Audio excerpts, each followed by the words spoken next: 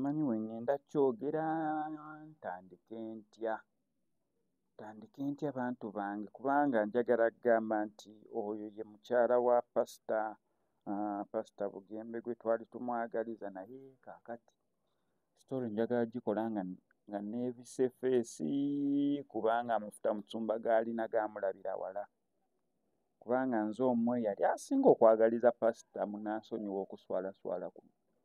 Nze omwe yali ayagaliza Pastor omukyala Jane Mukiibi, naye munnange ka photoshoot akasembeyo ke tusembeyo okubeera nga tufuna,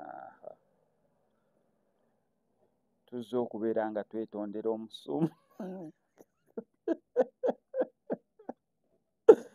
tuzze okubeera nga twetondera omusumba Pastor Wilson Bugembe. Otusonyiwe, gusinze amazima. Dr. Jane Mukiibi mukyala mulungi nnyo, ne ka photoshoot ke yatuwadde si kabi, nga ffe tukaagadde nera tukaagala. Obuzibu bujjidde nti era twatokomoka omugga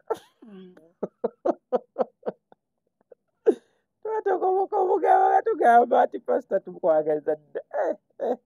Bamu akafaananyi awo nga Pastor yali yakkiriza ensonga n'azitwala mu maaso. Omukyala ng'amugamba nti bakeera ku matya Pastor, leero program ye eriki? Program yange ngenda genda nsinkana ono mu studio ku makya, sinagenda oweda saa 7 nga ndi mu lunch hour, then nveeyo mu lunch hour ngende olweggulo waliwo omusumba munange njagala osisinkana, then ekiro tuddeyo awo mu ka overnight, ijja kukoma wano ekiro saawa nga 6. Oyo nga ye Pastor Bugembe. Kati ate omukyala Pastor nange ngenda beerako busy, ngenda kgendako awo mu ka photoshoot, then lumala nkomeko Pastor kale genda olaba ebivudde mu photoshoot. Mukyala w'omusumba pulira nswala, kubanga nga natokomoka mugambo. Pastor ng'akanya kimu, SMX kendeezaamu bwe kinaaba kyeyakubeera kijja kubeera.